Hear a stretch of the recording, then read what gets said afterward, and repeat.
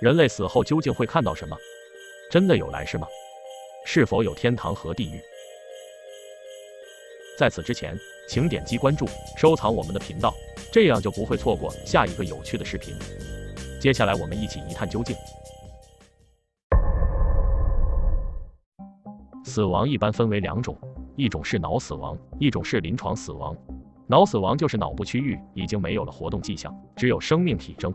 而临床死亡则是血压、呼吸和心跳都停止。这一天，19岁的克里斯蒂娜·斯坦开车前往幼儿园上课，路上和大卡车相撞，人们花了1个小时才把他救出来。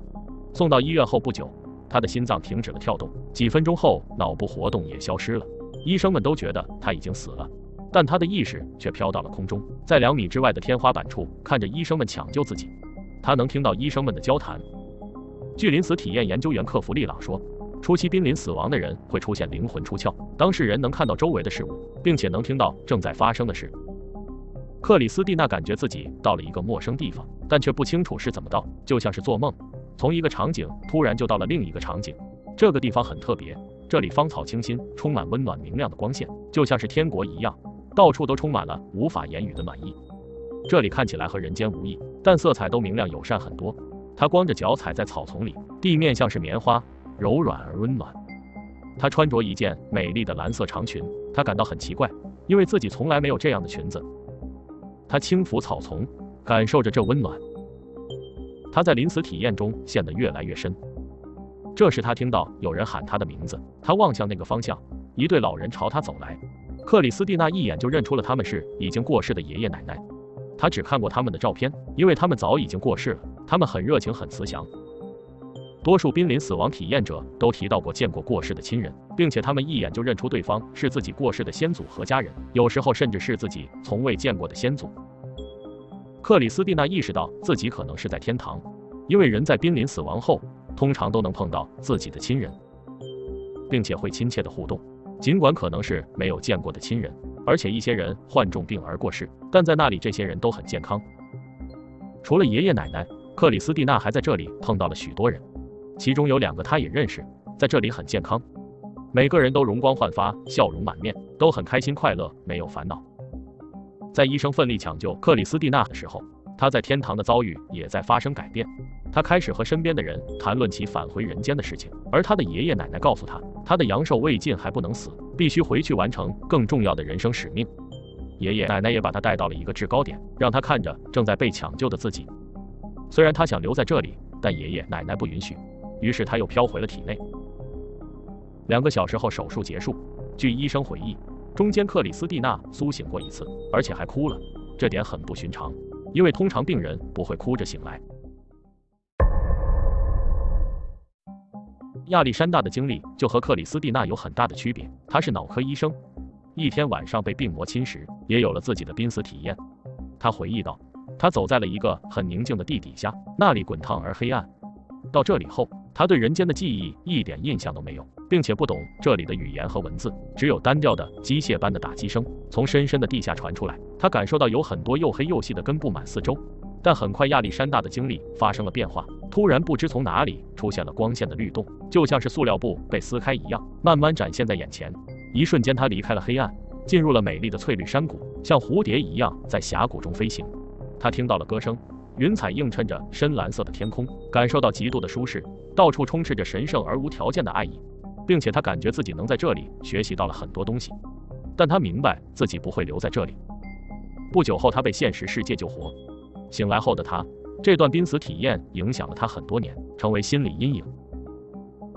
关于濒死体验，专家暂未找出答案，这和当事人之前的生活宗教信仰没有任何关系。很多濒死体验者醒来后只能用贫乏的语言形容充满爱意的那个世界。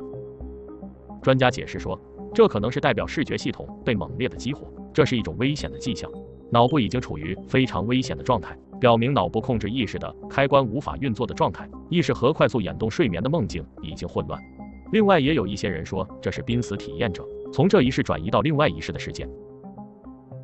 脑部学家的科学实验表明，人在停止呼吸后，也就是临床死亡之后，脑部会剧烈的活动，这种活动通常会持续2-3分钟，这是个惊人的发现。那么如果说以上的2个人的濒死经历可能是脑波活跃的话，那么接下来这个事件让人震惊，堪称奇迹。2002年的4月，中国香港，安妮塔的锁骨上长了个肿块，她去医院做了活组织检查，检查结果出来后就像是晴天霹雳，安妮塔被告知自己得的是霍奇金淋巴瘤，这是一种癌症。安妮塔的生活突然充满了前所未有的恐惧，肿瘤不断的恶化，在3年零10个月的时间里扩散到她全身，最后她瘦的不到90斤，但她坚决不做化疗，因为她的好友也是癌症，在化疗期间去世，她认为是化疗导致了他们的死亡。安妮塔采用的其他治疗方法，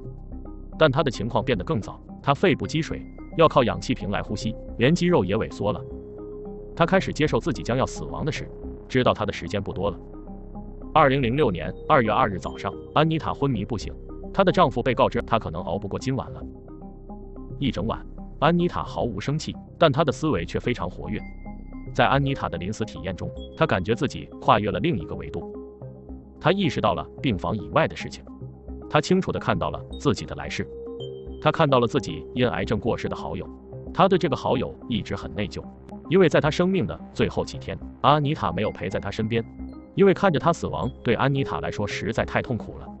在另一个世界，2人相遇了，安妮塔从她身上感受到的只有无条件的爱与原谅，她能完全理解自己为什么没有陪在她身边，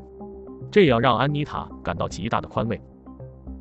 到那里，安妮塔可以选择回来或者走向死亡。一开始的时候，安妮塔想走向死亡，因为那个地方实在是太棒太美了，她也不想再拖着生病的身体，自己也受累，也拖累家里人。但后来她的朋友告诉她，回去吧，勇敢地生活下去，然后就朝着亮光的地方走去，渐渐地消失。这时昏迷一夜的安妮塔苏醒了，癌症依然折磨着安妮塔，此后安妮塔不断地暗示自己一定没事的。但安妮塔的病情出现了意想不到的转机，4天之内她的肿瘤缩小了70%，3周内医生查不出任何癌症的迹象，肿瘤消退的几率只有10万分之1，而自行消除的几率几乎为0，仿佛是自己的朋友带走了自己的病魔，她鼓励着自己勇敢地活下来。克里斯蒂娜、亚历山大、安妮塔在他们生命中都经历了奄奄一息的时刻，在他们恢复健康时，他们都相信自己瞥见了来世。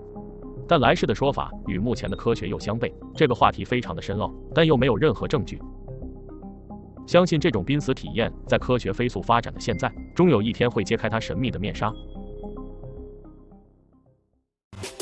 感谢大家观看，